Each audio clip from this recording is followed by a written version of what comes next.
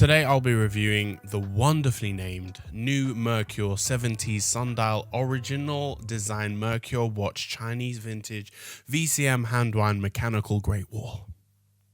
Is this the best purple dial watch for less than £100? Spoiler alert, as a fan of Merkur watches, this might be the best finished watch they've ever made. As we dive deeper into this video, I'm going to demonstrate why I believe this watch has the finishing of a watch that could cost easily £1,000 plus. As expected with the AliExpress side of things, the unboxing experience was quite basic. It comes in a leather pouch that is padded quite well, and the sponge interior keeps the watch very secure. The case is wrapped in this sponge-like plastic sheet, which has clearly done a good job of keeping it scratch-free in transit. On initial look and feel, there was slight disappointment in my heart because on a scale of blue to red, this dial is slightly too much in the blue section. However, it is still much better than many purple dials I've seen in the industry that are marketed as purple but look very much closer to pink to me. Moving on to build quality and materials, this case finishing is amazing. As you all know, I'm not a fan of polished watches by any means,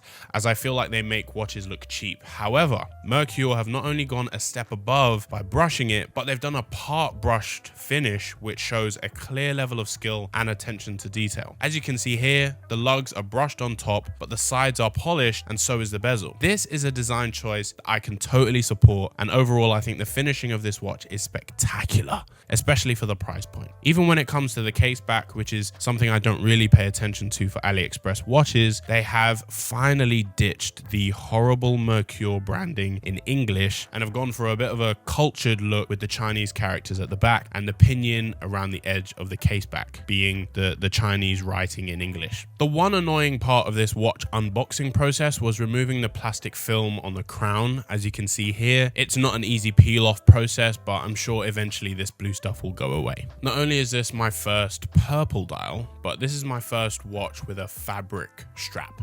So far, I'm not a fan of NATO straps by any means, which this kind of reminds me of, and I'm most certainly not a fan of fabric straps in general. I'm pleased to say though that with this one, I'll be keeping the strap on the watch for the foreseeable future, even though a year ago I would have thrown up at the sight of it. The choice of this light brown beige strap contrasts really well with the purple of the dial. For reference, the circumference of my wrist at this point of my arm that I'm wearing it is around 8 inches. Sadly, within minutes of wearing this watch, I've noticed that it is a little bit too small for me. Because of this second loop on this strap not being able to be moved, the end of the strap kind of hangs out. Not to mention the biggest cons of this strap, which are the fabric feels very scratchy on me, quite rough, and it feels very uncomfortable when it gets wet. So washing my hands in this has been such an annoying thing. When looking at materials, the case is steel, and according to the website, the crystal is KM high arch glass. I'm not sure what that is, but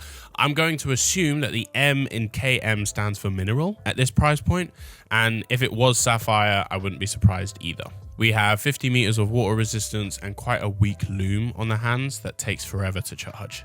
The case thickness is 12 millimeters, but wears quite slim on the wrist with a 38 millimeter case diameter, a 45 millimeter lug to lug, and 20 millimeter strap width. Now for the main event, this stunning dial. I was excited at the pictures, but seeing this in person proves that the pictures don't do it justice. The dark tones of the dial make this look a lot more professionally finished to me, and the texture is also well done. As an amateur, I'm not sure what the name of this technique is, as I know it's not waffle or guilloche or something like that, so please comment down below what the name of the technique is on this dial. In addition to this texture, the dial has a sunburst effect, which again is done flawlessly. The hour markers and the hands are very unique, and I don't think I've seen this style anywhere else before, but they're a perfect fit for this piece.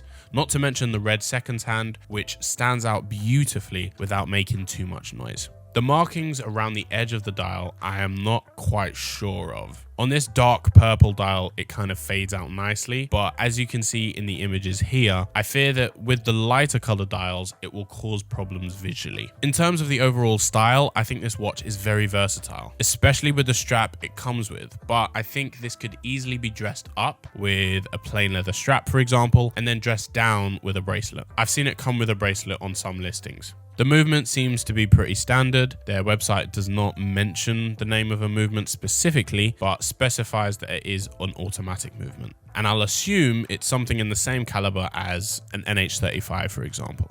The crown does not unscrew, and it is not a hacking seconds type of thing. When winding up for power, it simply stops winding when you've reached its max power reserve. Overall, for £100, it is mind-blowing.